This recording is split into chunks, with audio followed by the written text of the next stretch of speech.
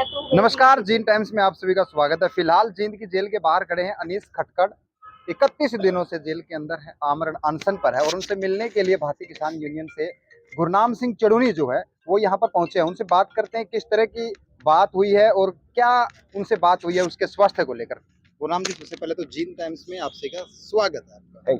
Sir, क्या बात हुई है अनीस खटकड़ से? वो जेल में है, आमरण अनशन पर है।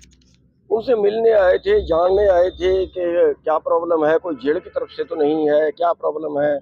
तो उनको उनका जो है वो जो अनशन है वो केस वापसी को लेके है कि हमें गलत पकड़ा गया है और जेल की तरफ से तो उनको कोई शिकायत है नहीं जी। लेकिन जो उनकी सेहत है वो ज़्यादा अच्छी नहीं बची और काफ़ी 31 दिन हो गए हैं, तो हमने भी एक बार सोचा कि पता लेना चाहिए। सर, 31 दिन हो गए हैं, लंबा समय हो गया है अनशन को लेकर। क्या अनीस खटकड़ को ये अनशन जो है वो छोड़ देना चाहिए, फिर लगातार करना चाहिए? आपकी क्या राय है? देखिए, मेरे हिसाब से ये है कि जेल के अनशन से बाहर के आंदोलन पे कोई फर्क नहीं पड़ता। अगर आप देखिए, अगर कोई बाहर फर्क पड़ता तो पड़ जाता ना। कहीं पे कोई जलसे जुलूस होते, कहीं पे कोई धरने प्रदर्शन होते, कहीं पे कोई गिरफ्तारियां होती, ऐसा कुछ हुआ नहीं है। तो अब तो जो है मेरे को लगता नहीं कि कोई जेल से ऐसे अनशन का फायदा कोई निकलने वाला है। सेहत खराब करने वाली ही बात है, लेकिन भैया तो अगले की मर्जी है, अब क्या कर सकते हैं उसका। लोकसभा चुनाव 2024 आ गया है देश के अंदर और किसान भी पिछले 1 साल से ज़्यादा समय तक दिल्ली की सड़कों पर बैठा हुआ था, अन्नदाता।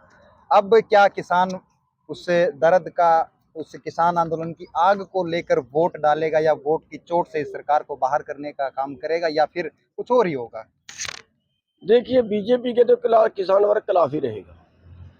बीजेपी का समर्थन तो करेगा नहीं, उनके खिलाफ ही रहेगा।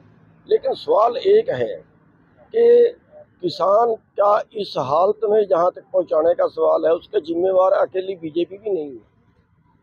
1967 से लेके आज तक का हमें हिसाब लगाएं, 1967 में या 70 में कह लीजिए, 2.5 क्विंटल गेहूं का 1 तोला सोना था।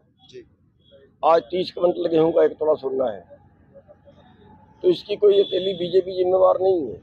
या ऐसे ही हम लगा लें, मकान का लगा लें। हम मकान बनाते हैं, ईंट का रेट जो था वो 1 क्विंटल गेहूं की 1600 ईंट थी 1967 में। आज 1 क्विंटल गेहूं की 300 ईंट ही है। तो कोई ग्राफ ये नहीं है कि कोई अभी डाउन गया है। तो किसान सुसाइड कर रहा है बहुत पुराने टाइम से, लेकिन पहली सरकार की स्पीड 40 किलोमीटर की थी, इस सरकार की स्पीड 100 किलोमीटर की है। ये तो बिल्कुल देश को बेचने पे लग गए। जैसे मतलब सरकारी संपत्ति है, पब्लिक की संपत्ति है, वो कारपोरेट को बेच दी और पूरा कारपोरेट के भरोसे पे हो गए। यहाँ तक है कि जो पिछला आंदोलन था वो अन्न के मामले में भी सारा कारपोरेट के भरोसे पे ये करना चाह रहे थे। तो ये तो बिल्कुल देश के विरुद्ध है।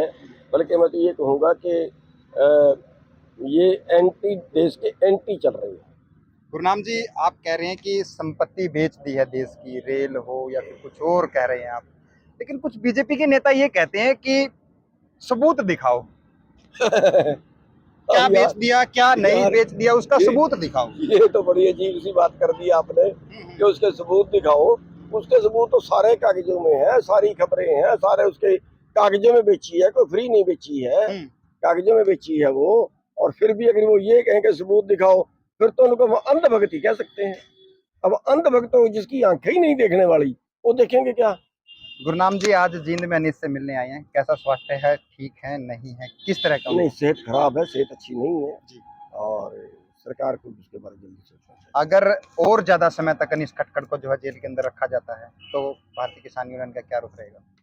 देखिए, तो टाइम पर ही बताएगा। फिलहाल तो हम उससे जानने आए थे, या फिर जो जिस संगठन में वो काम कर रहे हैं, ज़्यादा जिम्मेवारी उनकी बनती है, उनको बड़ा आंदोलन शुरू कर देना चाहिए। किया भी है उन्होंने, कल से लेकर रेल रोकने का किया है, लेकिन पंजाब में किया है। सुनने में आ रहा है आपने 11 सदस्यीय कमेटी बना दी है चुनाव के लिए, क्या है वो? 11 सदस्य कमेटी बनाई है कि हमें किसी की मदद करनी है या न्यूट्रल रहना है या क्या करना है, वो फैसला करें। कब तक हो जाएगा इसका फैसला?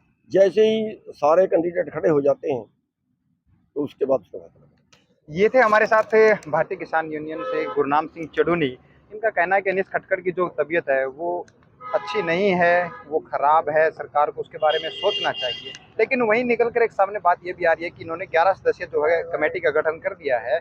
किस जो लोकसभा का प्रत्याशी होगा पूरे देश के अंदर, किसको कहाँ पर क्या मदद करनी है या फिर न्यूट्रल रहना है या किसी के पक्ष में जाना है, वो बाद में फैसला करेंगे। तब तक के लिए बने रहिए जीन टाइम्स के साथ। नमस्कार।